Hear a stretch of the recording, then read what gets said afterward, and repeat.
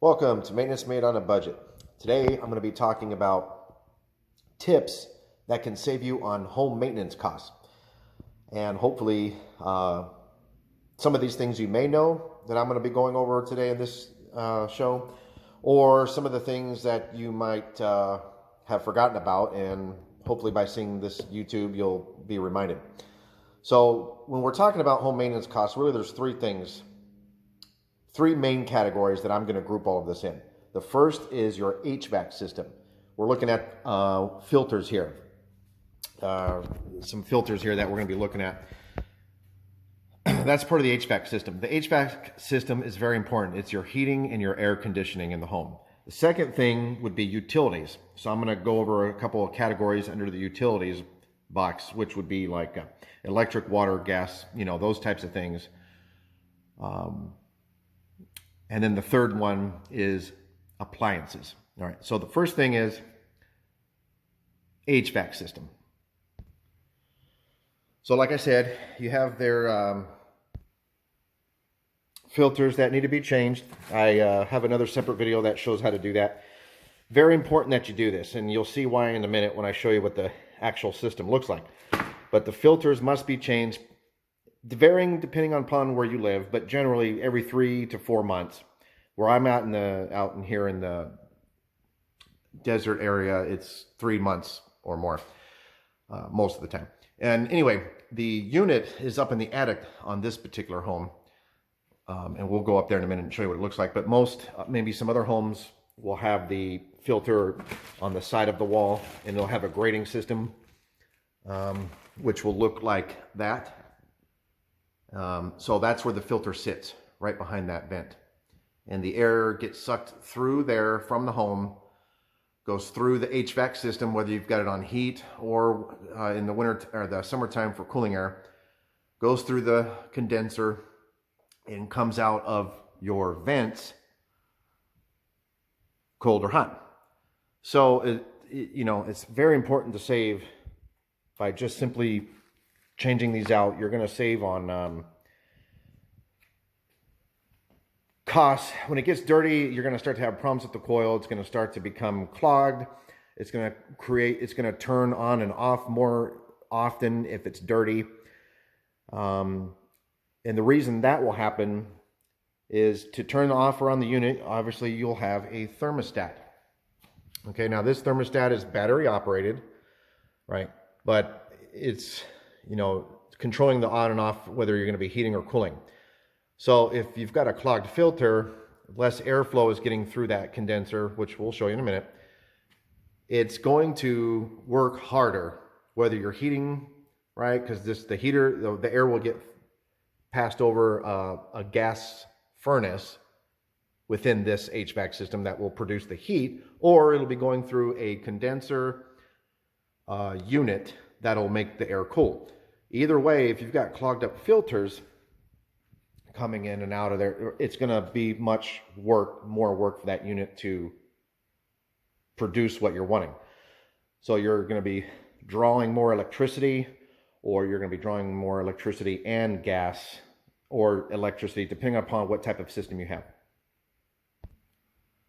All right, and so this is the unit, and then like I said, newer homes will have, and when I mean by newer, it's probably like around the 2000, I would say 10 and up homes will have it up here in the attic. This is what you would see though, this type of unit, a lot, could be a Goodman, there's many different models, but it'll be something similar to this. And like I said, newer homes have them up in the attic, but on other homes, it'll be in the wall, and typically where you see that the vent where your filter sits, usually right around there in the wall is where you'll see the access port to this unit here. So the way it works generally is the air will come up through the home. It's well insulated piping, so that's really another thing you want to look for if you're able to have access like this. What's nice is you can do two more additional things. One, you can look at your piping, because this is all the intake and exhaust piping that's going to come out, and you can see it's really nice and secure. There's no cracks, there's no rips or tears. The ventilation system is insulated as well, and that's really good. And the other thing you can do is you can look at your roof. What a perfect time if you're able to get up and access to look at your roof, especially after a storm. Pipes, you'll have gas piping coming through. This home has, looks like really good insulation pads, which is nice to see. I like to see that. So anyway, you definitely want to come through here and look. And I would recommend you want to come up through here at least every time after a storm. Okay. But getting back on this HVAC system, you know, and we're not technicians, so, but you want to at least have an idea that it looks complete. Everything is sealed. I don't see any leaks or anything dripping down. And, I mean, that's all you can do, right? But the way it works, though, like I was saying earlier, is the air will come up from the home in through here. And let's say you're trying to cool the home. The condenser will sit somewhere around in here. The air passes over that, and the condenser takes away the heat from the air. So then the cooler air will come out the exhaust and then go down through all the vents in the home. Same thing with the heat. As you can see there, you got a gas pipe, and then your furnace is probably somewhere in there. And it's just, think of like a gas stove, you know. You'll have flames that come on very small inside of these burner looking things. And then it could have different designs, but essentially the air is going to blow through a coil system or through some type of fin system that'll be heated. And then hence you have your hot air. Either way, both situations, it's important to keep that filter changed out as often as you can. There's cheap. When you're talking cost effectiveness, I did a filter video, and recently a system like this, the coil itself had to be replaced upward, and I think it was upwards of $4,000 to almost $5,000. It's like $4,000 something. And all the cost of those repairs have gone up to include refrigerant. That's what you need to have the air get cooled. And that has skyrocketed in price as well due to the lovely inflation we're living in these days. So that's the HVAC system. Now, also talk about the thermostat. You know, you want to make sure the batteries are, you know, changed out probably once a year for sure. But keep in mind how you're setting these. If, you know, if you're going to run this in the summertime, the most effective way is to always keep it around, and everybody's going to be different, and a lot of folks like to keep it ice cold. I like it cold as well, but I never set it above or anywhere below 79. I'm always right around 76 to 70, even 80 degrees set point. Now, everything depends on what type of home you're in. If you're in a well-insulated home, you know, the walls have good insulation, or if you're in an older house with thinner walls, or maybe manufactured home, you know, it's all going to vary. But the point is, if you're living in hot climates, you're going to want to set it early in the morning where it maintains the temperature throughout the hot part of the day. For example, let's just say you set it to 78. And when it starts to get hot, the HVAC system will kick on, and it'll be more efficient for that to run and just keep the 78 degrees versus you starting the unit when it's already 80 plus and 100 outside. The unit is going to work a lot harder. And again, I keep reverting back to the filters. It's going to work even that much harder when you got dirty, clogged up filters. And what do I mean by working hard? It's going to be drawing more power of the cycling going off and on. And it's also going to be burning more, let's say, in the wintertime. You know, now we're in winter. It's, you know, we're in November now. Out in the West Coast, we've already had a pretty good storm come through. So I was just out here doing some tips on a friend of mine's house here. But anyway, that's what I mean by working hard. Okay, so we'll move on to the next thing now I'm going to be going over is the utilities. So first up on utilities is the electric, right? Your electricity bill is always going to be the highest part of your utilities. If you've got solar panels, great. If you don't, this applies probably more. I'm just assuming going over this section is just going to be quick tips. Most people probably know, but maybe not. How many times are we leaving things plugged in, right? It's going to draw power overnight, like this toaster here. So just unplug it, right? Unplug unused items. Okay. Unplug unused items that may be drawing down power. And you would be surprised how much you can actually save. You've got plugins, right? Computer items, maybe. Anything that's drawing power, unplug. Energy efficient light bulbs. I would say that's probably the biggest thing you could do. Change out all your light fixtures with energy efficient light bulbs. Whatever the brand is, you know, these luminescent lights, they all have crazy lifetime, you know, warranties or before having to replace them is what I'm trying to get at. But that will dramatically cut down on your costs, especially if you've got multiple different kinds of lights. That's definitely going to help you out with your electricity bill. And then I already talked about setting your thermostat. You know, that's going to help reduce your cost as well, believe it or not, if you set it during those temperatures. Let's talk about gas. We're going to go look at the furnace or the water heater. So another utility you may be dealing with is gas. Some folks have electric heaters, but take a look at whatever type of heater you have. Tankless water heaters are probably great. They're just expensive. So I don't, you know, and I know the homeowner here goes with the home warranty plan, so they'll rupture. But take note that home warranty plans are only going to replace something that's broke. So they won't replace your water heater until it is already ruptured and flooding water out the garage. So you're still going to want to keep an eye on it. Now these are the more modern ones, right? You'll see that light bleeping. That means you've got the flame going. And I don't know if you can see the flame in there. There's a little flame, probably hard to see. Just a couple notes. You know, you want to make sure that your setting is to there's actual programmable settings. One is super hot. You know, one, it would be like right here, it says very hot. Now I'm just going off what they generally are. You read the directions, but most of the time, you either have a very hot setting or a not so hot setting. How far down can you go on the not so hot setting? Because that's going to ultimately be less gas you're going to be consuming. If you've got it on the highest setting, it's always going to be kicking on that flame to keep the water at a constant temp. Just remember that the water in here has to stay hot. So throughout the day, it's going to get cold naturally, and it's going to keep kicking on and burning gas to keep heating your water tank. So, you know, try reading the directions and see how familiar you can feel. It's not hard. You can just turn one way or the other. Some have a handle, whatever the case.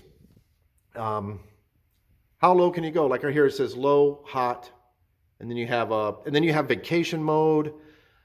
So just make sure you look into that, because obviously you can save quite a bit. And folks, gas is shooting up. You know, that's what they're saying. That's what I keep hearing on the news. Lovely inflation, right? It's all hitting us. And one of the costs is going to be natural gas for sure. It's going to start skyrocketing, supposedly. So you might want to start looking into this yourself. One of the other maintenance things you want to do is you definitely want to flush your heater out.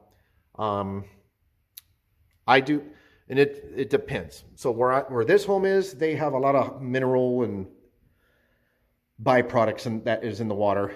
So we try to flush this out at least every 6 months. Now out in another state, like such as Arizona, let's say, they get a lot of byproducts of different things because most of that water comes from the Colorado River. River water picks up minerals and different things from the bedrock of the river. And yes, it does get treated, it does get filtered, but most of it doesn't. A lot of those fine parts get stuck. And so what happens is the heater gets like a white gunk built up around the heating coils. And if you don't flush it out, it gets built up quick and could cause damage. So there's a process for that. Generally, you're going to want to cut the boiler off, right? You're going to shut your gas valve. You're going to turn it on, off, or vacation mode. And then you just hook up a garden hose, run it down properly, and then open up the handle and let it flush out. And you'll hear it gurgling and then passing through. Okay? So that's the water heater on gas. Next utility we're going to talk about is water. So sinks, kitchen sinks, showers, all look for leaks. Most sinks will have, or some sinks will have a little attachment here. So if you come down to your sink and you can see that this one just comes straight out because of the design, but some of them will have the little filters here and they just unscrew. A lot of the time they're going to be stuck because of, again, the minerals that are in the water. It gets calcium and everything else built up. So you need to take like some channel locks or something to kind of break it loose. Take that off and put water efficient filters in there. Most of these things, the water efficiency, the energy efficient light bulbs, you guys know, most of them are at any Home Depot, Lowe's, whatever major department home store you might have. So check those. Also check underneath and just look for any plumbing leaks, right? I have a video that shows how to replace sinks and kind of deal with looking at these drains. Look at that for leaks. One of the biggest water usage wastes of homes, if you Google, is the toilet. Every flush wastes quite a bit of water. So this is an older toilet, but it's still new. And the way you can tell is if you open up the tank, you'll see a stamp and it'll have the date. And I believe anything from 1990 something and newer will be like, I believe it's a 1.5 gallon per minute flush, which is quite better than the old toilets, which wasted quite a bit of water. So if you're able to and afford them, I'll show a toilet here just in a second, because this is actually a water efficient one, but it's still up to code, it has to be, I believe, 1.5 gallons. Don't quote me on that, but there's a code for the toilets now. You're not going to be able to find a non-water efficient toilet anywhere you buy nowadays. They're all water efficient. So, but if you're in an older home, and especially anything that might be older than a 1990s model toilet, and they'll have bigger tanks. Inside will be the standard arm with a big ball float. That's probably an older toilet, and you might want to look at getting rid of that. It's quite interesting to know that these are the #1 wasteful products of water. I always would have figured it would have been lawn care. Leaking showers, anything built up there, obviously you're going to want to replace those. I have a video on that too. This is a more newer water efficient toilet, and as you can see, most of them will be labeled. Almost all the products will have this sticker, and then you can't go wrong with that. These are okay, they save water, but we're not going to open that there, but you seem to have a big bowl and just a little thing of water there, so be cautious if you're one of those messy people. That's all I'm going to say on that. But it does conserve your water. Okay, also on the water, just make sure you look outside as well. If you have water faucets for garden hoses, look at your water meters. Usually you will see a water meter outside of your front of your home, somewhere in the ground where you have the manhole cover type situation. Pop that thing open and look at it. That's your water meter. See if that's got any leaks going on. And a lot of companies nowadays, water meters, some might have an alarm system that'll trigger and call you and say, hey, you have high usage of water, investigate your home. So you may or may not have that, but I know that's out there. Okay, so, and also when we're talking about utilities and things, saving on water, gas, or electric, try plugging in electric heaters. Just a couple examples of what an electric heater is. They have a safety device, typically like this one, where it won't actually heat until it sits.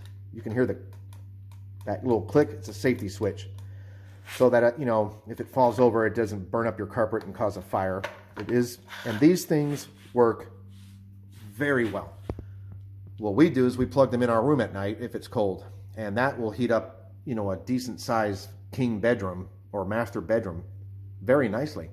In fact, I use this one, and a lot of the time I end up kicking the blankets off.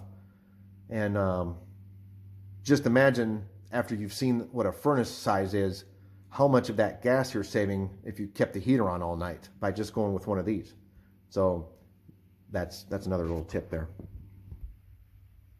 I also wanted to give out a quick, when we're talking about the shower and water usage, Another big thing is, it's going to take effort on your part, but cut down the water use on showers. One of the best ways to do that, come in, you got to get the water warm, obviously, and that wastes water. So you might want to look at, there are devices you can install on your faucet or your water control devices that will recycle the hot water. My YouTube channel's on budgets, so obviously we don't have that. So in the wintertime, I'll attest that it takes a while for this thing to get hot, unfortunately. One of the tricks I do is I'll take a shower when we're washing laundry. We try to wash laundry at night because the boiler will already be active, putting hot water into the washer, like your washing machine for clothes. At that time, when you come and take a shower, you'll notice your hot water will actually get hot quick. So just a little secret tip. So that's generally when I try to do my showers. And I'm ex-Navy, so we have a thing called Hollywood showers. Don't do Hollywood showers. Hollywood movie stars, they always got to be pretty. They always got to look nice. They take long, long showers. That's where it comes from. Anyway, turn it on, get wet, turn it off, soap up, turn it back on, wash off, turn the water off. Don't let the water run consistently. If you put those two tricks together, trust me guys, you'll save on your water bill next month. Okay, finally we have appliances. So if you have a gas stove, you want to look at keeping it clean. This is the burner part. You can take this piece off. Here's where the gas comes through and the igniter's underneath here. And the gas will come out and create these little flames. So all this should be clean of debris or grease specifically. That's the rule number one killer. This comes off and you can kind of get in here and just clean up. Depending on what how much you cook and how much you use it. Very important you keep that clean and effective because that will help reduce the amount of gas you got to burn. If you have a stove or any kind of air duct ventilation system above your stove, very important to keep the grease, the grease screens clean. All right. How you do it, you just pop these out, drop them in hot soapy water, let them soak for a while, and then spray them clean. Oven itself, kind of self-explanatory. Dishwashers, you're going to want to make sure you keep these clean. I would recommend, depending on how much you use them, you're going to want to keep it. We go once a month and put vinegar through it with hot water. The reason being is if you don't use it after, and depending on how much you use it, but you'll have a drain filter down there. You have this spinner here. These little nozzles will get plugged up of grease and debris. And you'll start to have backup, and over the time it'll stop. And then you have behind most dishwashers a circuit board that has an actual heater, and so all of that needs to stay clean. And one of the best ways to do it is just put vinegar and put it on a hot cycle, or a regular wash cycle, and it'll keep it clean. I don't recommend using powder detergents if you can prevent it. I know generally that's where you're going to get your best discount when you're talking about cleaning supplies, but those little packets, the famous Tide, or those Tide Pods, Pod Tides, whatever the heck they call those work good. I don't really have any. We use liquid dish soap. So yeah, there's the tip for that. And depending on what type of dryer you have, washer. Again, lint screens, very important. Ooh, that one's bad. That needs to get cleaned out. That's very important because a lot of times when that gets too backed up or clogged, and if this is a gas dryer, that's going to cause problems, and you're going to end up seeing that it's not going to even start. It won't kick the heater on because it's like a safety if it gets that backed up with the lint. So because the airflow, that has to stay clean for the airflow to blow through, and then typically you'll have a vent that goes outside, and look at that vent as well, even in the outside of your home, because if that gets clogged up, this will become less efficient, and you're going to find that you're going to be burning probably more gas, depending, or if it works properly, it won't work at all because it'll shut it off for safety wise. But okay. And then the washer, same thing, just make sure it's clean. The main thing with these is that you just want to make sure they are clean and good to go. Check all your drains. Make sure they're draining properly.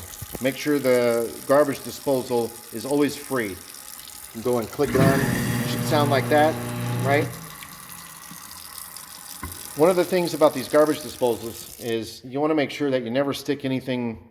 Try to stick as least amount of stuff as possible in that drain. Trust me. I hardly ever use that garbage disposal because most of the things we're doing is if you're cutting or chopping up things or cleaning up plates, it all gets dumped in the sink or the trash can.